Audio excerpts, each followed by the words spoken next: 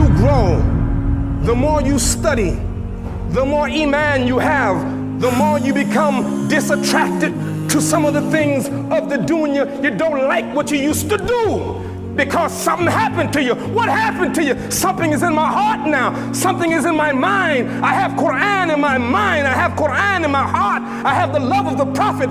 I have the love of Allah. I have something in me, and I'm now different. I feel different.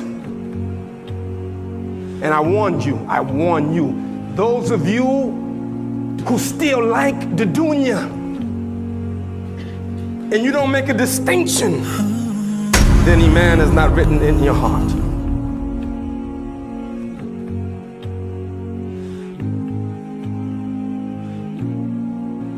Isa alayhi salatu wasalam once saw the dunya embellished like a beautiful prostitute. And he asked her, he said, "Who are you?" And she said, "I am the dunya." And Isa alayhi salatu wasalam asked her, "How many partners have you had?" And she said, "I've had billions of partners.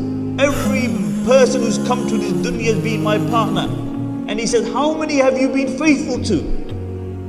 And she replied, "Not even one."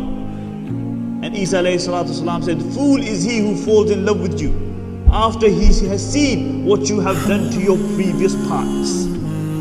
But the dunya deludes people.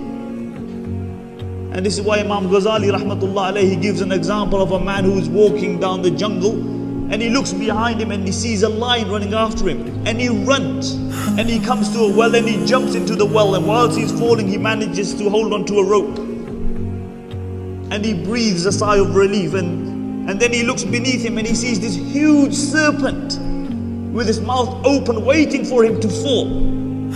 Above is the lion, beneath is the snake. The only support he has the rope. And then all of a sudden what he sees is two mice, a black mouse and a white mouse.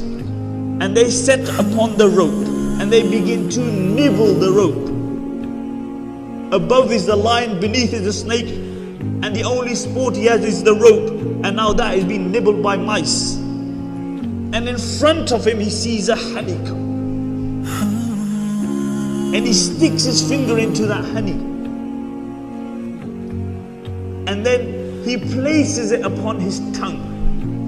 And momentarily, that sweetness of the honey makes him forget the lion, the snake, and even the two mice upon the rope. Imam Ghazali rahmatullah alayhi says, the lion is death, which is always behind man, always pursuing man.